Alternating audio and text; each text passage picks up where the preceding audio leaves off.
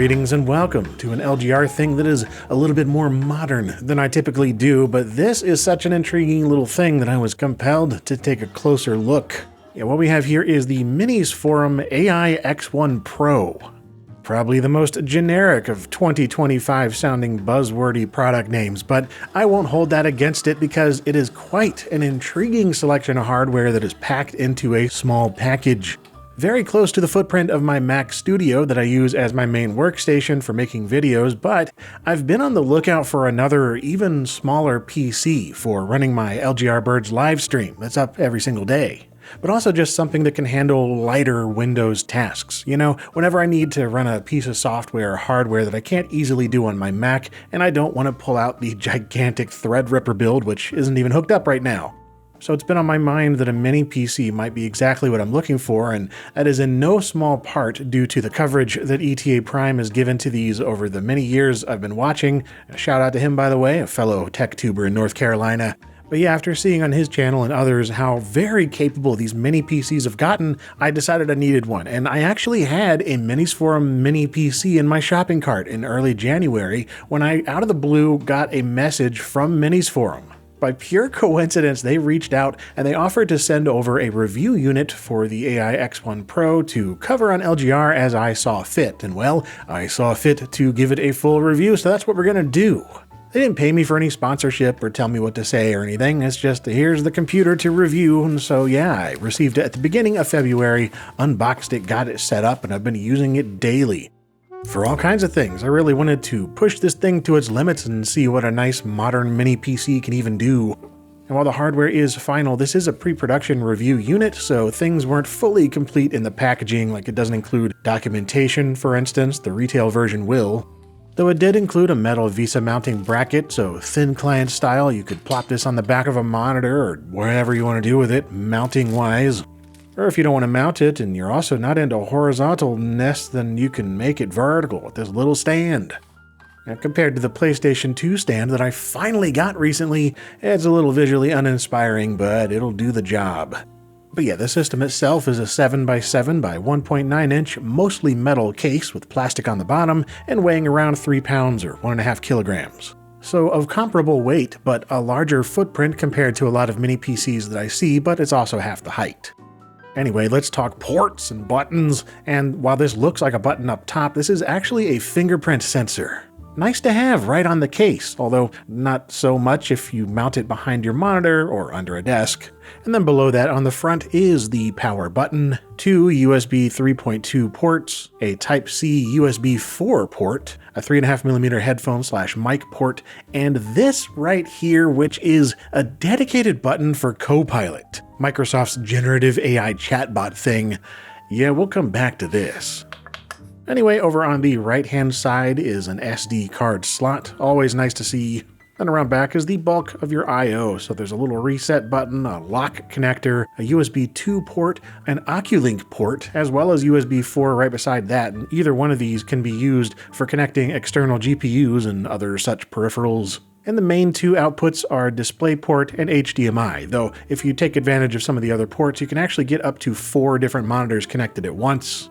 And then with networking, you do have 2 2.5 gigabit Ethernet ports. Unfortunately not 10 gig, but hey, there's 2 of them, so that's something.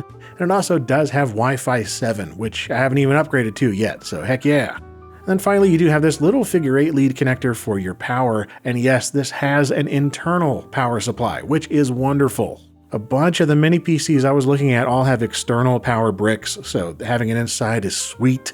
And hey, since we're already inside here, let's talk some tech specs. The most important thing being the AMD Ryzen AI 9HX370, also known as Strix Point. It's a 12-core, 24-thread, 2 GHz processor, able to boost as needed up to 5.1 GHz, with an AMD Radeon 890M integrated GPU included, with 16 compute units sharing up to 32 gigabytes of system memory, as I have it configured in this one at least. It even offers some hardware ray tracing. This thing seems like a pretty darn capable graphics setup for a mini PC, so we're definitely going to be trying a lot of games with this. And yeah, it does pull from the system memory, which in the way this one is configured is 64 gigabytes of DDR5 5600 MHz memory. dual channel, and user replaceable with these SODIMM modules capable of going up to 96 gigs total. And then for storage here, it is a Kingston 1TB Gen 4 NVMe SSD, and there are 3 of these PCI Express Gen 4 slots overall, with 2 of them being x4 and the other x1 speed. And if you've been paying attention to the current crop of AMD Strix Point laptops and handhelds, they're pretty much all the same as this or very close to it. And they all make a big deal about the CPU also having an NPU, a neural processing unit, basically a dedicated AI accelerator through hardware. And with these NPUs, it is all about the TOPS, which stands for tera or trillions of operations per second. Now currently, the AMD 300 series seems to be the top of the tops for that type of processor at least. And the X1 Pro boasts 80 TOPS combined, with 50 of that coming from the NPU alone. And what the heck does any of this mean? Well, mainly the rating in this case means that it qualifies as a Microsoft Copilot Plus PC, which you have to have 40 or more TOPS to get that.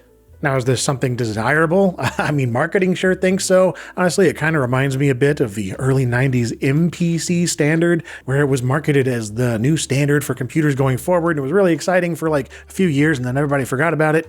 But either way, that is why we have that Copilot button on the front of the computer. It's just there to launch Copilot. The same function is what you get on new keyboards these days. Instead of the right mouse button menu key, yeah, it's a Copilot key. And apparently that's something Microsoft is now requiring vendors put on their new PCs. It's all a bit silly. And like, man, I just don't care. I just don't. But I guess someone does, and Minis Forum, like, they show off right on the website for this PC that you can do live captioning and Windows 11 recall, everyone's favorite, and smart acoustics, all through the magic of Copilot. Yeah, no, I'm simply not interested. Really, the only things that I use quote-unquote AI for are things like adaptive noise reduction for my audio and generating a rough transcript for my voiceover so I can edit them into subtitles, and none of that is something Copilot's going to do for me, and none of it's going to be enhanced by having an NPU. Apparently, these AMD chips with an NPU just aren't supported by most software yet. Heck, not even the Copilot features that I can use the NPU. It's all still done in the cloud, as far as I can tell.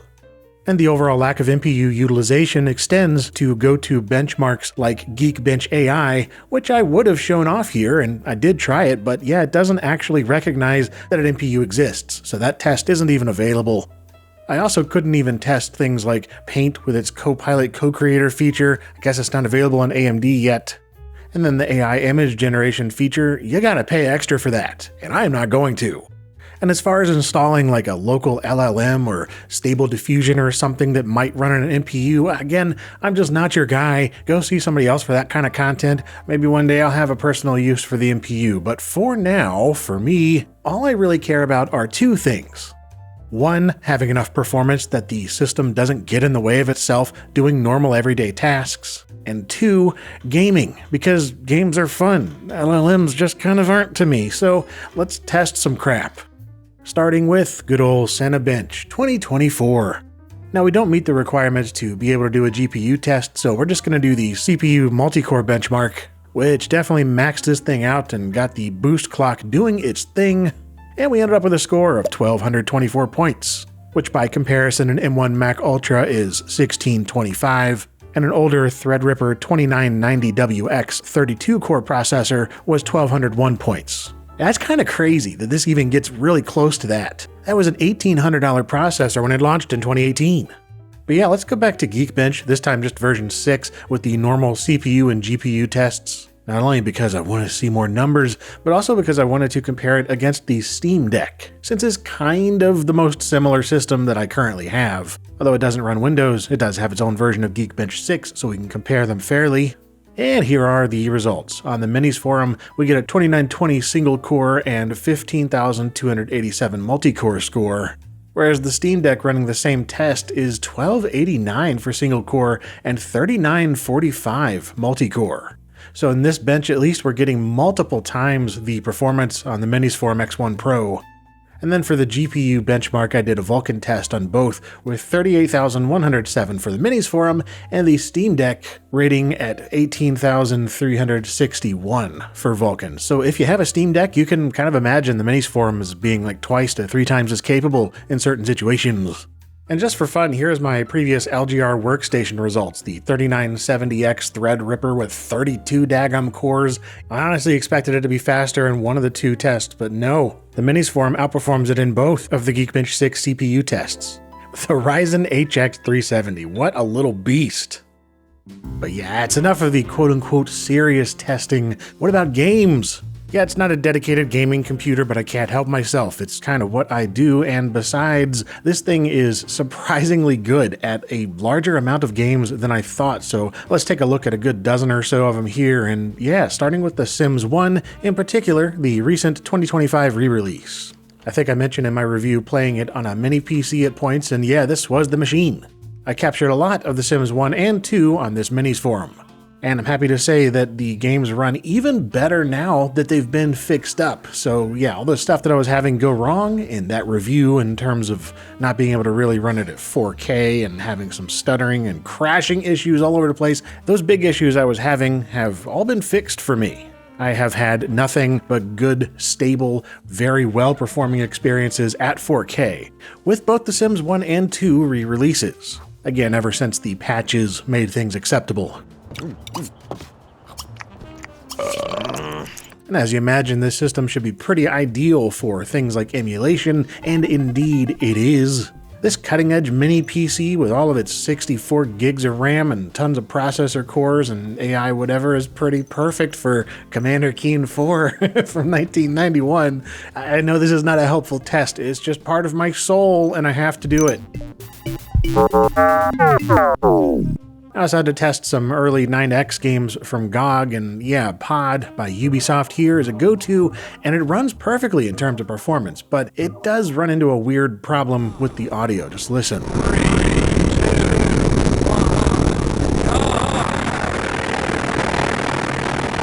Yeah, I don't blame the system for this. It's just something I've seen happen on different Windows 11 PCs, and I wanted to complain about it.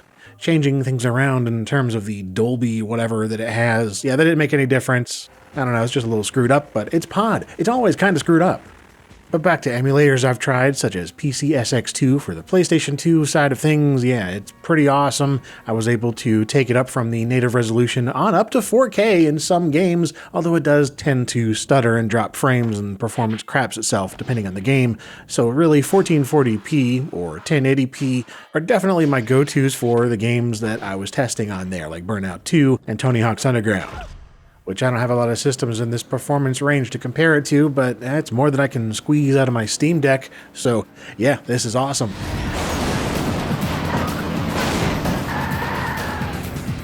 But okay, let's get to some full-fat AAA stuff here, and of course we gotta start with the one everybody's gonna ask about anyway. Can it run Crysis?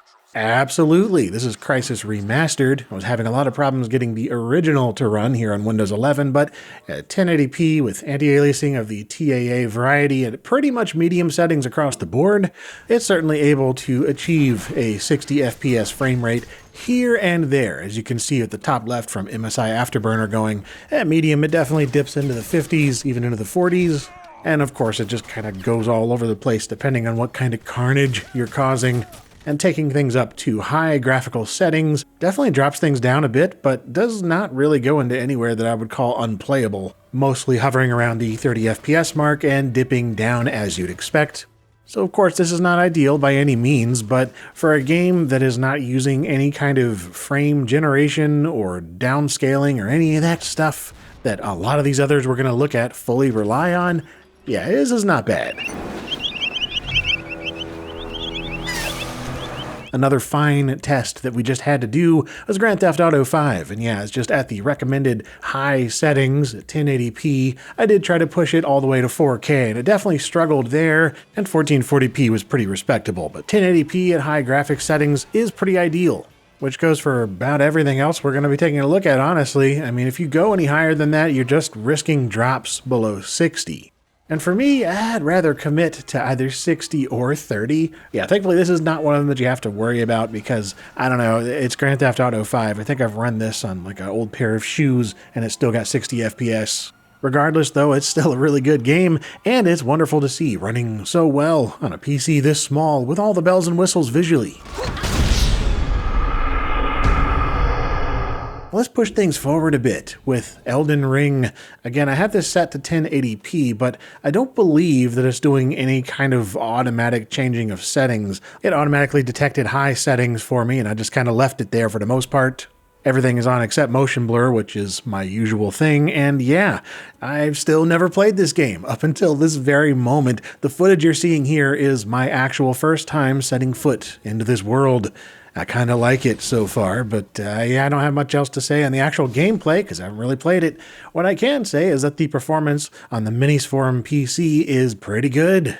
Taking down settings a bit will certainly achieve a good 60, but for the most part on high it's in the mid-40s. And so far anyway, I find this quite playable in my completely unqualified opinion as somebody who's never played the dang game. Well, how about a game I have significantly more time invested in, and that is Forza Horizon 4, one of my favorites of the series, and I've played this on all kinds of systems, and it's really no surprise to me that it runs as well as it does. I mean, I also run this on my Steam Deck at similar settings as this with 1080p and the dynamic render quality set to high, and it does very well. And yeah, as you can see with the benchmark mode here, it is a solid 60 frames per second with only a little blip here and there, a couple of stutters. In fact, at the results screen here, it shows that there were 3 of them. And man, I love a benchmark that shows some stutters and all these other wonderful numbers. It tickles my brain nicely. But yeah, Horizon 4, it really just runs well on practically everything that is even half capable. And if it didn't run basically perfectly on this Minisforum PC, then I would be shocked. But nope, it's fantastic. And yeah, that was with a little bit of dynamic graphics settings happening, but then we get to Cyberpunk 2077, and this is where things start getting a little ugly, in more ways than one. So for starters, I'm running in 1080p again, but this also provides an opportunity to mess with AMD Super Resolution and FSR stuff for frame generation to interpolate visual data. And I ran about 4 or 5 configurations to see if we could actually achieve 60 FPS on this system, and you can, but at what cost? Well, as the benchmark is showing here, that cost is looking half clear. I think this just looks terrible. I have never been able to accept this extreme of a loss in visual fidelity just to squeeze out some more frames by dynamic resolution scaling and artificial interpolated frames. When the results are like this, it just feels like I'm looking at the visual manifestation of a fart, and the closer you look, the worse it gets. We just don't have the GPU or the horsepower to pull off a smooth 60 while also having acceptable clarity. And of course, ray tracing, I mean, don't even bother. Yes, the iGPU here is capable of it, but I don't see any reason to use it when it tanks the performance even further, and the cut resolution and generated frames going on makes everything so smeary that it's really not worth it. So I'd much rather just turn off those features in this case and deal with FPS in the 40s and 30s and have it look legible. And the result is what you're seeing here. It is a lower frame rate, but it is far more clear and visually appealing in my view. And by the way, I did want to mention that in the BIOS for the Minisforum, you can change between different modes, and I'm using performance for these tests, but even in balance, there's barely any difference. I mean, look at Cyberpunk's results here. It's a couple of frames at most. And hey, whatever, this is not that bad. We got to consider what kind of PC we're even running Cyberpunk on here, and the fact that it can do it at all is pretty sweet. And hey, since we're pushing the boundaries of what should even be considered for playing on such a system, why not try Microsoft Flight Simulator 2024? Once again, going with 1080p for the overall resolution, but just enabling all of the different things in terms of dynamic settings and FSR and whatever else it needs to do in order to try and achieve a 60 FPS frame rate.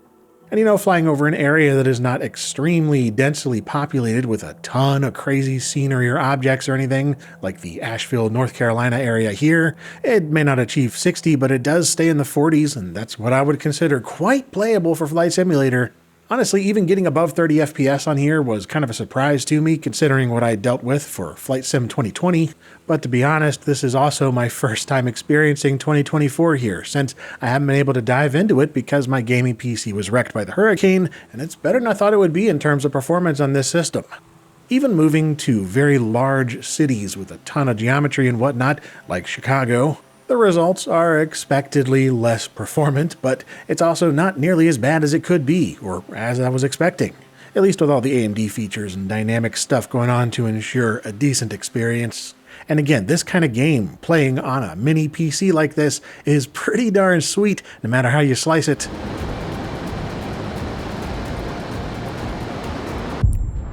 Speaking of big cities and games, Spider-Man 2, the port from the PlayStation 5, is one I wasn't quite sure how it'd perform, but yeah, with all the FSR frame gen and dynamic resolution scaling going on, it was perfectly playable, even if not the most visually enjoyable.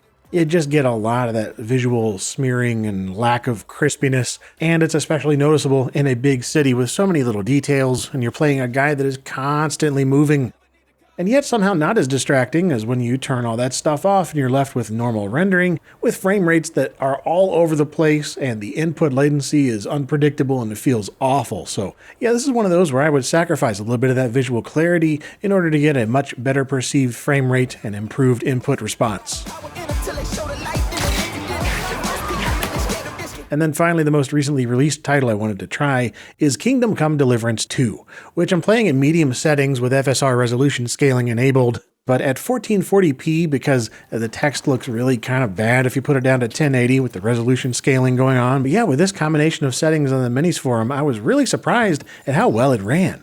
You know, it's a CryEngine game, and sure, it could run Crysis, but what about this? Well, a friend gifted me this because they were just so obsessed with it recently. I'm like, okay, fine, I'll just try it out real quick, fully expecting not to be able to play it until I built a full dedicated gaming PC again, and welp, this much time later, and I've been enjoying it quite a bit, even at middling settings and frame rates in the 40s. It's been working okay.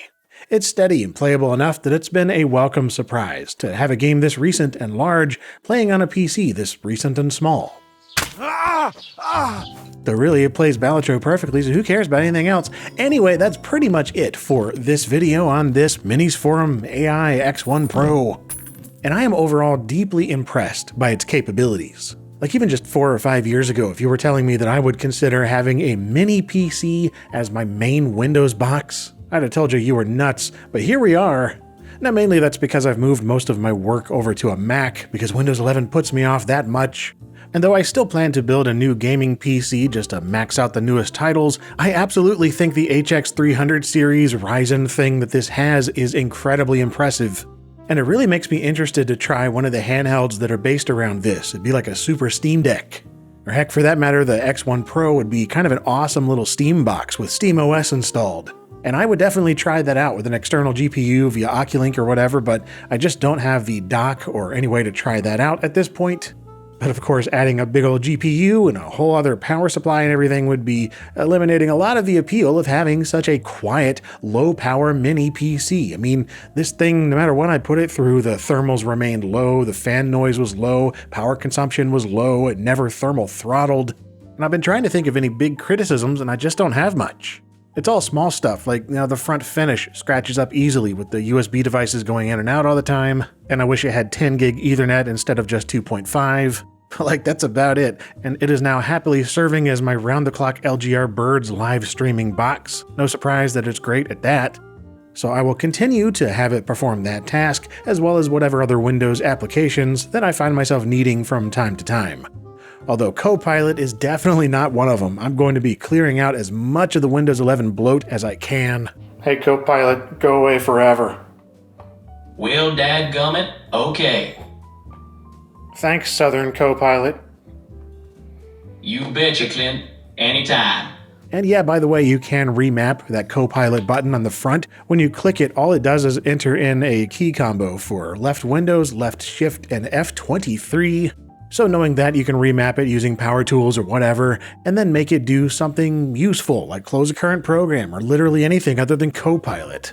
And finally, let's talk price. So I'm told there's going to be 4 of them available. So there's an $879 bare bones version, which is just the system but without any RAM, SSD, or OS. And then 3 of them with Windows 11 included. So there's an $1,129 1TB storage version with 32 gigs of RAM. Then the one I have, which is the 1TB with 64 gigs of RAM, that one is $1,229. And then the most maxed out one with 2 TB of storage and 96 gigs of RAM is $1,369. And check the link in the description for more up-to-date information on the presale pricing and discounts. I'm sure it changes from region to region. But in my view, the suggested price here in the US is pretty much what I expected, just looking at other similar systems. And while I don't really need anything this powerful for what I was planning to do with it in terms of streaming and basic Windows applications, the fact that there is so much more here is quite nice just for future-proofing. It gives me hope it'll still be a decent system in a few years. And thanks again to Minisforum for sending it over. I'm glad they did because, well, it's a lot of fun. I can't stop playing Balatro. And if you too are cursed with that wonderful game's awful presence in your life, then leave a comment or something about modern mini computers, because dang, they got really good. I probably should have been paying closer attention, but I really didn't realize how darn capable these have gotten in the past couple of years. But anyway, hope you found this entertaining or useful or something, and if you did, stick around. Here on LGR, there are always more things in the works on both retro computers and modern gaming things and all kinds of silliness. And as always, thank you for watching.